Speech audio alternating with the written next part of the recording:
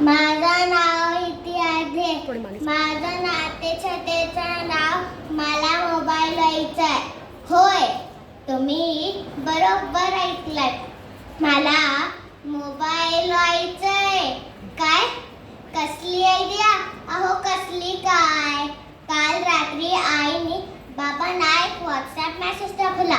त्यात माझ्यासारख्या एका मुलाने आपली आत्मिक इच्छा विषयावर लिहिले होते. माहित आहे का काय लिहिले की त्याला मोबाईल व्हायचंय. माझ्या मते ना ही खूप छान कल्पना आहे.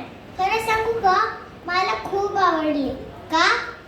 अरे तुम्ही पण विचार करून बघा ना, किती मजेशीर आणि खूप फायद्यांची कल्पना आहे. काय?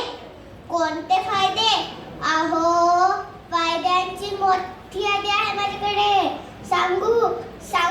सांगते. हे बघा, माझ्या हातात मोबाईल आला की आई असो किंवा बाबा सतत ओरडतात, मोबाईल नको बघू, का तर ॲडिक्शन होईल, डोळे खराब होतील, डोकं दुखेल, मग तुझ्याशी अभ्यास होणार नाही, एकाच ठिकाणी बसली राहशील, खादाड होशील, लठ्ठ होशील. देवा रे देवा, किती टोमणे. मोबाईल झाले ना की माझ्यावर कसलीही बंदिशी राहणार नाही. अर्ध तर बंदच समजा. आणि मुख्य म्हणजे अभ्यासाचा त्रास तर अजिबात राहणार नाही. का? माझ्या डिव्हाइसमध्ये सगळा अभ्यास असणार ना. माझा किती मान वाढणार. अरे हो, असं तर कामपोटी सगळेच मला विसरून जातात. मोबाईल झाले तर सगळे म्हणजे ज्यांच्या हातात मी राहील तो मला कधीच विसरणार नाही. खूप विचारपूस होईल हो. माझ्याकडे कोणी पण दुर्लक्ष करणार नाही. अजिबात इकडे तिकडे कुठेही मला सोडणार नाही. आणि हो, जर कुठे मला सोडलं किंवा मी हरवले तर तक्रार पोलिसांपर्यंत जाईल. म्हणजे पोलीस वर्षी नक्की काढतीलच. किती मजा येणार.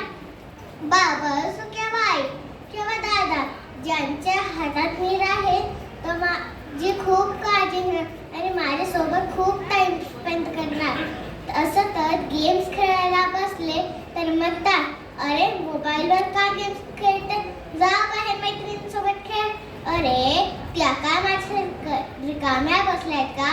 त्याही मोबाईलवर गेम्स खेळतात. आणि जर मीच मोबाईल झाले तर माझ्यातच खूप गेम्सच्या ॲप राहणार. त्याच्या व्यतिरिक्त गुगल, यूट्यूब, मॅप आणि खूप शॉपिंग ॲप सुद्धा राहणार. मी सर्वांसाठी किती सहज करणार. त्यामुळे माझी किती प्रतिष्ठा वाढणार. मी काही बोलले तर सगळे मला लक्ष देऊन ऐकणार, तेही अगदी मनापासून. असं तर आई बाबा घरी आले तर म्हणतात, थोडं सावकाश बसू दे ग, दिवसभर कामात फसलोय, स्टॅमिनाच राहिले नाही. आणि जर मीच मोबाईल झाले तर बाबा असं केव्हा